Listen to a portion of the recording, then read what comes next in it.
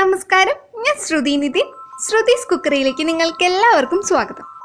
ഇന്ന് നമ്മൾ വളരെ പെട്ടെന്ന് ഉണ്ടാക്കാൻ പറ്റുന്നതും എന്നാൽ സിമ്പിളായിട്ടുള്ള ഒരു ജ്യൂസാണ് ഉണ്ടാക്കാൻ പോകുന്നത്. ഇത് നമുക്ക് ഏത് സീസണിലും ഈസി ആയിട്ട് ഉണ്ടാക്കാനും കഴിക്കാനും പറ്റുന്നതാണ്. ഇത് ക്യാരറ്റ് വെച്ചിട്ടാണ് ഉണ്ടാക്കുന്നത്. ഈ ജ്യൂസിൽ നമ്മൾ പഞ്ചസാരയോ ശർക്കരയോ തേനോ ഒന്നും ചേർക്കുന്നില്ല. എന്നാൽ ഈ ജ്യൂസിന് ആവശ്യത്തിന് മധുരം ഉണ്ടാവും താനും. ഈ ജ്യൂസ് നമ്മുടെ ശരീരത്തിനും അതേപോലെ തന്നെ മുടിക്കും വളരെയധികം ഗുണകരമാണ്. അപ്പോൾ നമുക്ക് ഈ ജ്യൂസ് എങ്ങനെ ഉണ്ടാക്കാമെന്ന് കണ്ടു നോക്കിയാലോ. അപ്പോൾ നമുക്ക് ഹെൽത്തി ക്യാരറ്റ് ജ്യൂസ് ഉണ്ടാക്കാൻ തുടങ്ങാം. അതിനായിട്ട് ആദ്യം തന്നെ ഒരു മിക്സിയിൽ ജാർ എടുത്തിട്ടുണ്ട്. ഇനി ഇതിലോട്ട് അരിഞ്ഞു വെച്ച ക്യാരറ്റ് കഷ്ണങ്ങൾ ഇട്ട് കൊടുക്കാം. ഇത് വേവിച്ച ക്യാരറ്റ് അല്ല, പച്ച ക്യാരറ്റാണ്. ഇതിപ്പോൾ മീഡിയം സൈസ് 3 ക്യാരറ്റ് എടുത്തിട്ടുണ്ട്. പച്ചയ്ക്ക് ക്യാരറ്റ് കഴിക്കുന്നതാണ് കൂടുതൽ നല്ലത്. അപ്പോൾ നിങ്ങൾ പച്ചയ്ക്ക് തന്നെ ഈ ജ്യൂസ് അടിക്കാൻ നോക്കുക, നല്ല ടേസ്റ്റാണ്. ഇനി ഇതിലോട്ട് കുരുകളഞ്ഞ 20 ഈത്തപ്പഴം കൂടി ഇട്ട് കൊടുക്കുന്നുണ്ട്. ഇനി നമുക്കൊരു 1/4 ഗ്ലാസ് വെള്ളം കൂടിയും ഒഴിച്ചു കൊടുക്കാം. ഇത് നന്നായി അരഞ്ഞ് കിട്ടാനായിട്ട് നമുക്ക് നന്നായിട്ടൊന്ന് അരച്ചെടുത്തിട്ട് കൊണ്ടുവരാം. ഇപ്പം ഇത് നന്നായിട്ട് അരച്ചെടുത്ത് കൊണ്ടുവന്നിട്ടുണ്ട്. നന്നായിട്ട് ഇത് അരഞ്ഞ് കിട്ടിയിട്ടുണ്ട്. നമുക്ക് ഇതിൽ കുറച്ച് പുളിക്കായിട്ട് നാരങ്ങ നീരും കൂടി ഒഴിച്ചു കൊടുക്കാം.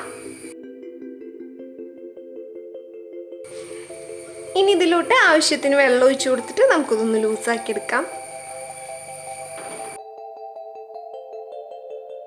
ഞാനിപ്പോൾ ഇതിലേക്ക് മൊത്തം 2 ഗ്ലാസ് വെള്ളമാണ് ഒഴിച്ചു കൊടുത്തിരിക്കുന്നത്. ഇനി നമുക്ക് ഇതിലെ മധുരം പുളിയൊക്കെ നോക്കാം. ഞാനിപ്പോൾ ഇവിടെ 1 നാരങ്ങയാണ് എടുത്തിരുന്നത്.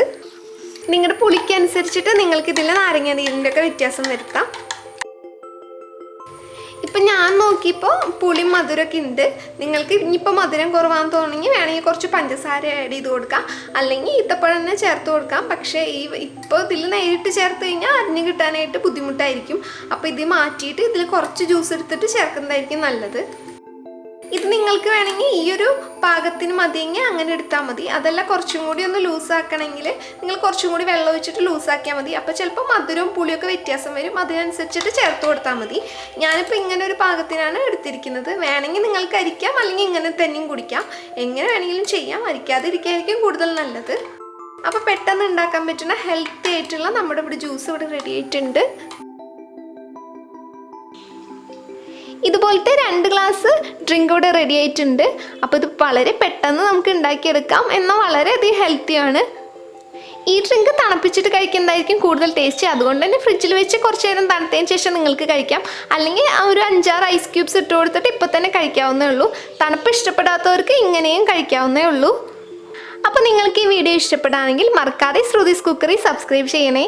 അതിനോട് തൊട്ട് കാണുന്ന ബെല്ലൈക്കൺ ഇല്ലേ, അതും കൂടി ഒന്ന് ക്ലിക്ക് ചെയ്യാനും മറക്കരുതേ. അപ്പോൾ വീണ്ടും നല്ല റെസിപ്പികളുമായിട്ട് ഞാൻ വരാം.